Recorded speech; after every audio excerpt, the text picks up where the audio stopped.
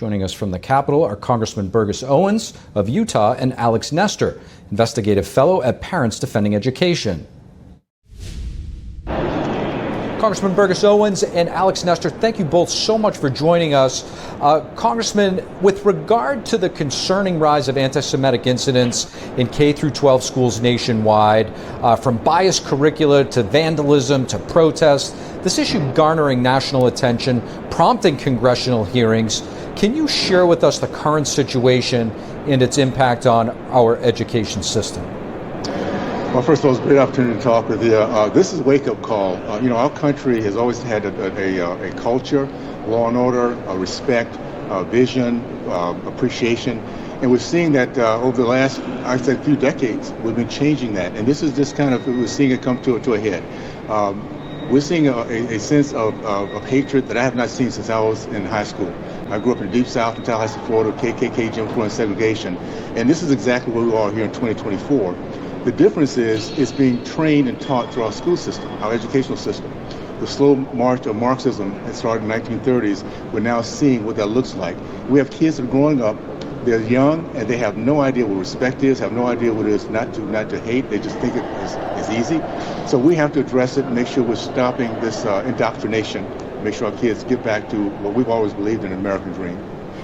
Alex, how can parents effectively address these instances of anti-Semitic lessons in curriculum and the programming in their children's schools, especially considering the bureaucratic challenges they often face?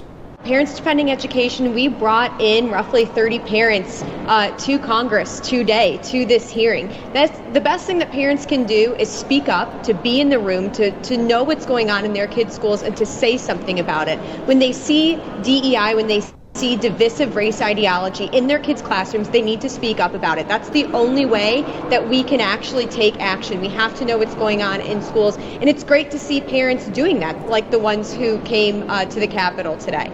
Can I add to that? It truly is engagement. The most powerful 3 words in the history of mankind is we the people. And once we the people begin to have conversations, and it doesn't matter what side of the aisle we sit on, we want our kids to grow, to prosper, to be positive, to get rid of any kind of hate. And to do that, we have to recognize it, be engaged as parents, be engaged in every level of leadership. And we're going to do the same thing here in the House. We have a House majority right now.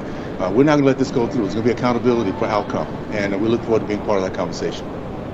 Congressman, what do you anticipate will come of these hearings? Do you think that school officials and board members will face potential resignations as a result of the spotlight on some of this anti-Semitic behavior happening in schools?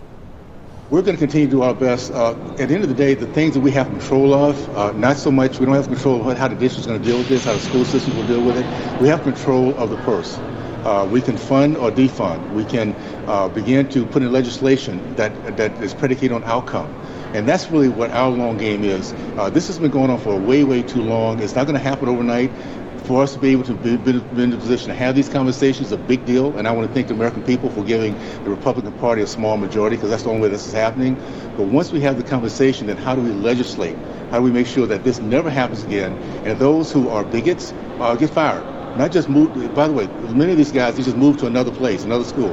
We need to have a way of accountability that when people do bad things to our kids, they get fired and do something else. So we're looking at how to address that. Alex, are there any signs that some of this anti-Semitism in our schools is indicative of a coordinated effort to radicalize young people?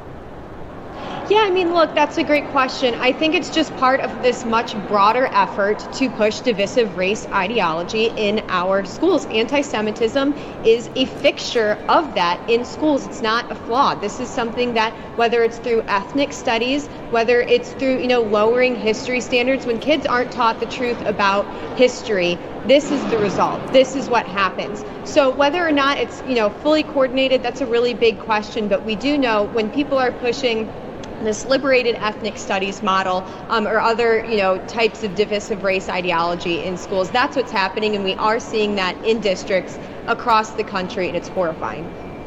Congressman Owens, Alex Nestor, thank you both so much for joining. Thank you so much. Appreciate it.